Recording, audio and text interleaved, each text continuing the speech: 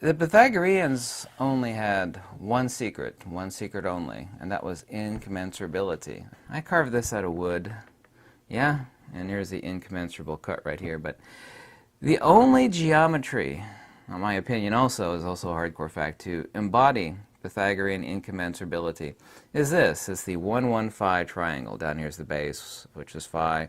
Isosceles triangle. 1, 1, and phi. And you have an incommensurable cut here, and you have 1, 1, and phi again, where 1 becomes phi. You go into an hour-long discussion about why phi, or the golden ratio, is the same thing as 1.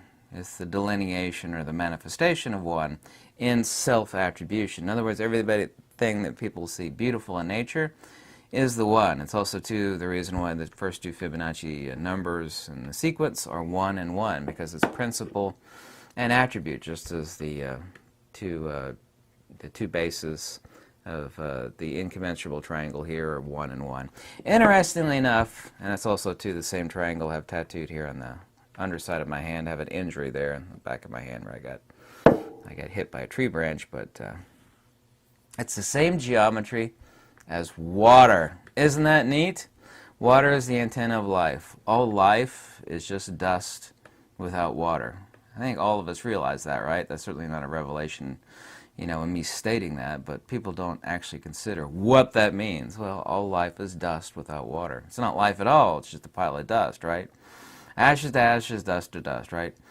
Water is the bridge and antenna of the new, it doesn't matter what language we're talking about. Talk about the Spiritus Sanctum, and in Pali it's Chitta, in Greek it's the nous, and it's the radio that tunes manifest consciousness. Let's repeat that again, since it's the most important statement that you could say about the universe in general. You never heard it in college or high school or anything like that. Is water is the bridge and or antenna of the nous, or the Chitta, or the Spiritus Sanctum, and it is the radio, you know, like a radio tunes a signal. What happens at death? And I say, well, here's a question for you. What happens to the radio, to the signal when you smash the radio? Ooh, what happens to the signal when you smash the radio? So we want to know what happens at death. Just tell me what happens to the signal when you smash the radio. Does anything happen to the signal? Well, the answer to that, of course, is no. What if, like the Matrix or the Terminator, where the actual signal itself is conscious, we could actually then apply CrossFit that attribute over? Well, when you smash the radio, if the animated signal is in identification with the radio, then it suffers because of false, and it's all identification phenomenology in all forms of Greek and Indian and Egyptian monism, that if there is identity, then there's actual suffering. Because it doesn't have to be mere physical, empirical, or psychophysical suffering. It can actually be noetic suffering due to agnosis or avidya, primordial ignorance, not conventional or empirical ignorance, that one suffers by identifying with that which you are not. And the most repeated phrase in ancient Pali is Yisakaya Namisata, or Namarupa Anatati. The psychophysical is not the soul. The body is not the soul. When you say my soul, it implies possession, like something has a soul. It's not one thing having another. The soul is the soul, of course. So, water, let's get back to water. So it's by retroductive fact that water is the source for all memory. By the way, this same specific geometry, if you take it in triplicate, if you look at it like this, and then you look at it like this, 1, 2, and 3, yeah, that's the Pythagorean pentagram. Yeah. I am not into New Age nonsense, New Age crystal rubbing, fluffadoodle. I am totally against the New Age movement. They love to co-opt the Pythagorean pentagram. They have no idea what the Pythagorean pentagram means. They have absolutely no clue of why it was the symbol of Pythagorean incommensurability, and the reason why it's, of course, 3 triangles is the tripartite nature of the world.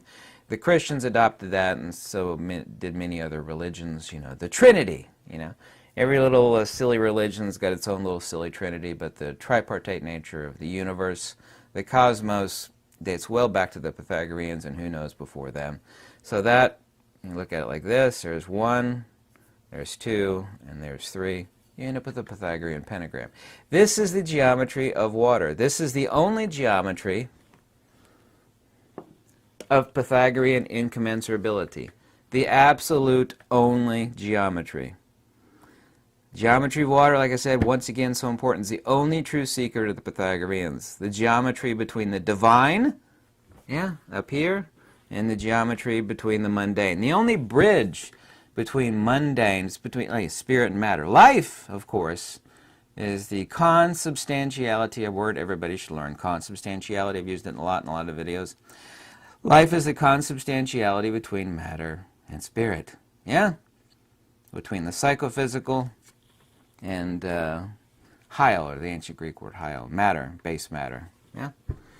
And two, if we take a line, this is from Plato's Republic, 509d to 511. We take a line, we divide it unevenly, and then we divide each one of those segments unevenly. We end up with the same incommensurable segments of the Pythagorean triangle, the only incommensurable geometry of the Pythagorean incommensurability. Oh, I kind of repeated myself twice on that one. Right here, we end up with am I holding it right? There we go. Phi 1, 1, 1 over phi, which together are 4.23606, i.e. phi cubed. The principle of that is the aoristos dias, or the Greeks called it ananke, they also called it dolma, which is my discovery, by the way, which is 1 over phi to the power of negative 3, which is 0.23606. So 1 over 0.23606 is the aoristos dias of the agathon, or the absolute. You end up with phi cubed. But the breakdown, or the incommensurability of phi cubed, 4.23606, is right here, phi 1, 1 over phi, which is, you could find this in Plato's Republic, 509d to 511, like I said. But this is that geometry. This is the incommensurable cut, which I actually made that little slice right there. You can see the line coming down right here. It'd take a really long time to fully explain incommensurability, and it goes so deep above and below. And that's the reason why it's the only true secret of the Pythagoreans. The one thing that they did want to keep secret from mundane minds. The only secret of the Pythagoreans. You know, if it's the only secret of the Pythagoreans, that would kind of make it important, wouldn't it?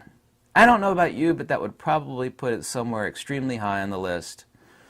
People want to know the secrets of the Pythagoreans. Well, what's the only true secret of the Pythagoreans? It's that. I'm explaining it to you. And that is the same geometry as this. Doesn't matter how you look at it.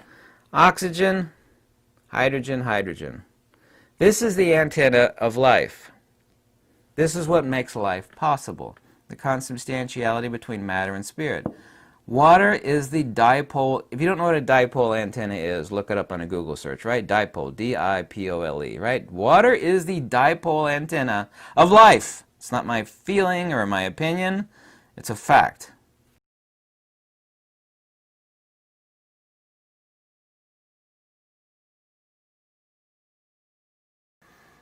Life and consciousness itself requires water. It is the dipole antenna. I'm saying it again. Water is the dipole antenna of life and of consciousness itself. People that actually get heart transplants and liver transplants and kidney transplants, they wake up with memories of things that they themselves... You just do a Google search on this. There are tons and tons and tons of examples. Some old guy will get a heart transplant from, say, somebody that died in a motorcycle wreck or something. Wake up with a new heart, and he'll have memories of things that he never did. It's like, I have this specific memory. And it turns out, when that is revealed to the loved ones of the person whose organs were, wow, yeah, that was the experience of, so-and-so that died, whose organs were donated to you. Water is the holographic dipole, not only of life and of consciousness, but also, too, of memory. There are two types of memory, and the ancients differentiated out that quite well. We have no distinction between mind, brain, consciousness, and mentation, but the ancients did, and the words are extremely distinct, both in Greek and in Pali. And by the Egyptians, mano and the chitta and vijnana, or mano ka vijnana, extremely differentiated out words which they don't have any distinction in English. Mind, mentation, and consciousness, they both basically refer to that jello soft lump between our ears in English, but in the ancient languages of the metaphysicians, and I translate that, Pali, for example, and I translate ancient Greek, there is a distinction. There's a huge distinction. And the nuance, however, does not pass when it gets translated in English. But anyway, getting back to the point. Also, too, we know that the Chaldean oracles actually did two things, that the wisest and the richest people would seek advice from the Chaldean oracles. There's a brilliant Nova series on this. They would actually sniff the volcanic vapors out of a rock for a type of euphoria, but the primary source of insight from the Chaldean oracles that they were paid for, donations were made to the oracles of Delphi, is they had large pools that they would immerse themselves into for extended periods of time and go into trance-like states. And from a matter of pure logic and retroductive simplicity, it cannot be other than the case. Then it would be, as a ham radio operator, going from like a quarter wave antenna to a half wave antenna or a full wavelength antenna, whereby which the SNR, the signal to noise ratio, is boosted. In other words, gain amplification. You ever notice, and this happens to me all the time, there's also too a reason why I love to soak in water. Not because I like to, strip down and soak in water. Is that people get inspiration in the shower, they love to sing in the shower, a lot of people get inspiration in the shower. And no one's ever made the connection that you're immersing yourself, or in a tub, usually it's in a tub. You get this boost of inspiration that seems to come ab extra to yourself. And that's hyperlogical. If you actually go seeking the answers to things of the mere water that makes up your body alone, may or may not be sufficient. But by increasing the gain amplification, by immersing your body along with a pure body of water, hopefully it's pure, you get inspiration and these ideas come to you. But, by the way, this reminds me instantly, and I forget his name, he's a Japanese inventor. And he has more inventions than anybody in all of history. It's thousands of inventions. I forget his name. He's like a short, fat, bald dude. He's Japanese. And where he gets all his inspiration for his inventions is he swims laps every morning. He spends an enormous amount of time in a giant Olympic-sized swimming pool, swimming and soaking.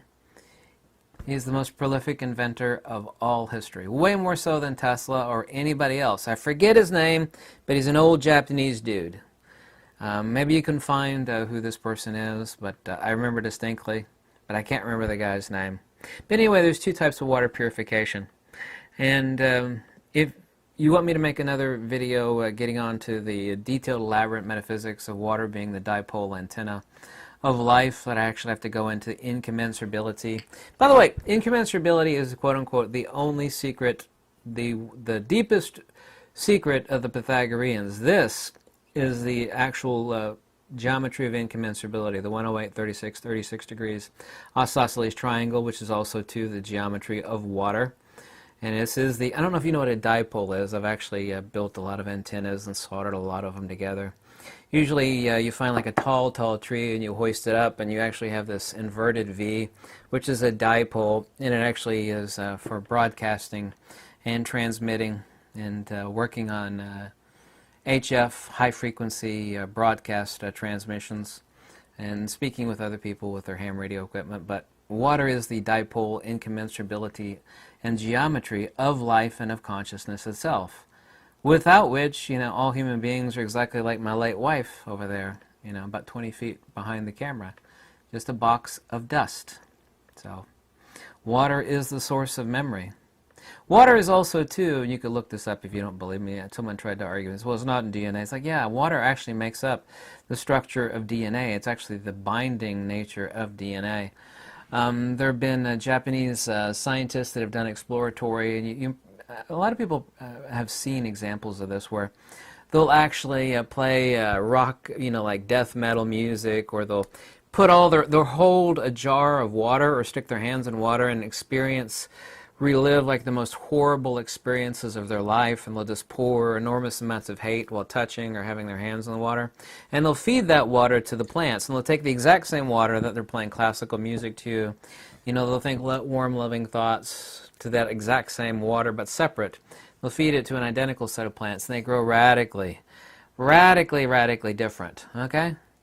This experiment, you'll look it up if you don't believe me. I know there's at least probably 100 YouTube videos on this. This experiment has been done thousands and thousands of times, replicated by countless numbers of people. It's identical water. Yeah. People think that metaphysics is some sort of New Age esoterica, and it's not. I mean, the metaphysics of the greatest scientific minds such as Plato, Plotinus, Aristotle, Numenius, Syrianus, Iamblichus, Damasius, Proclus, did I already mention Proclus?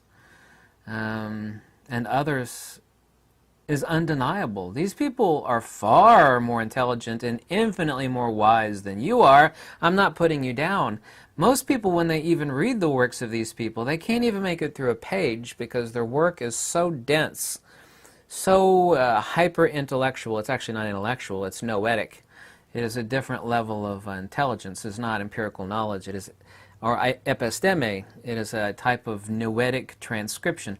People's brains melt when they try to read like De Divina Proportione, or what's the other one? The works of Jakob Böhme, or the Pitaphesian by John Scotus Eric. Their brains melt. Or Nikola Tesla's most famous book of all time that he loved and embraced, which was, oh, I forget what it is. Oh, it escapes me. I got copies of it all. You know what book I'm talking about. Anyway, the book will make your brain melt. I'm sorry the book's title and author escapes me right now because I'm always thinking about 1,000 things at once. But water is also part of DNA and RNA. This is a fact.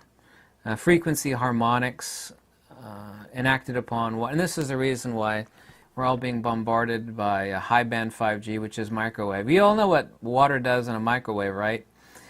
Well, we actually have beamforming technology from high band 5G transceiver arrays, and they actually beamform. What they do is they triangulate you, and they'll actually send the signal directly to you to not only cut down on interference, cut down on transmission, power usage, which is actually quite important on those transceiver towers.